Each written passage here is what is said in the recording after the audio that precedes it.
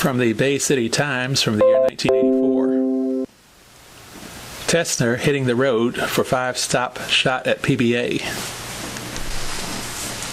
Mr. T is taking the A-team on the road. Jim Tesner has taken a leave from Chevrolet for an important shot at the Professional Bowlers Association Tour. "I'm leaving this weekend and will be back around Thanksgiving Day," said the smooth left-hander from the West Side. "I'll either be back with a turkey or as one," he added with a laugh. It could be now or never for Tesner, a 2-time city average champion, who hit a whopping .230 at Alert in the 1981-82 season.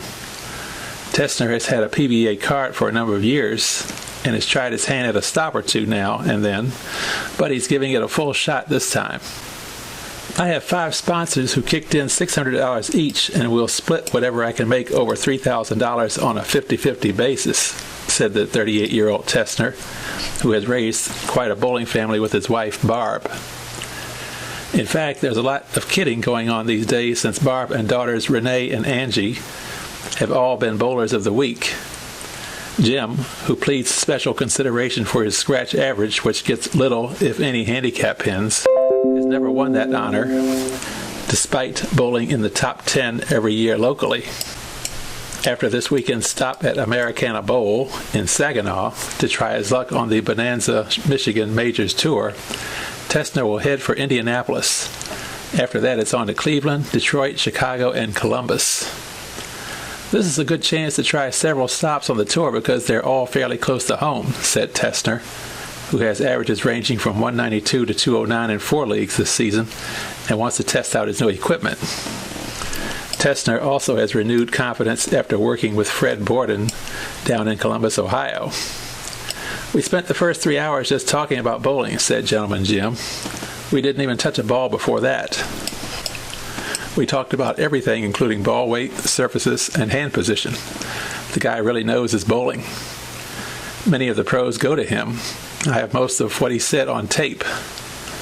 Tesner returned to River City and sold over half his equipment, which included 22 balls. "I want equipment that will work," said Tesner. "Maybe when I get out there on the tour, I'll buy something else if I need it." The mental approach is important, according to Tesner. "You can't go up against guys like Mark Roth asking yourself what you're doing there," said Tesner. "You got to think you can win. They're the enemy for the moment. You have to prove yourself to them." At age 38, Tesner realizes he won't have too many shots left. "Sure, it could be now or never," he said, "but Earl Anthony started late and didn't make a dime his first year. But he went home and practiced every day, and look what he did. Bowler of the decade at age 45. Of course, I don't expect to be another Earl Anthony or anything like that." Tesner, who hopes he's still close to home by Sunday, meaning he'll make the Michigan Majors finals, which could boost his ego before hitting the road, will have to bowl on the Rabbit squad. That's a chance for bowlers to make the finals of each PBA tournament on Monday. If they bowl well enough, they'll begin play for pay on Wednesday and won't have to go the Rabbit route for the next tournament. The finals are on Saturdays and will be televised. With a little luck, Mr. T will be waving at the camera to the folks back home.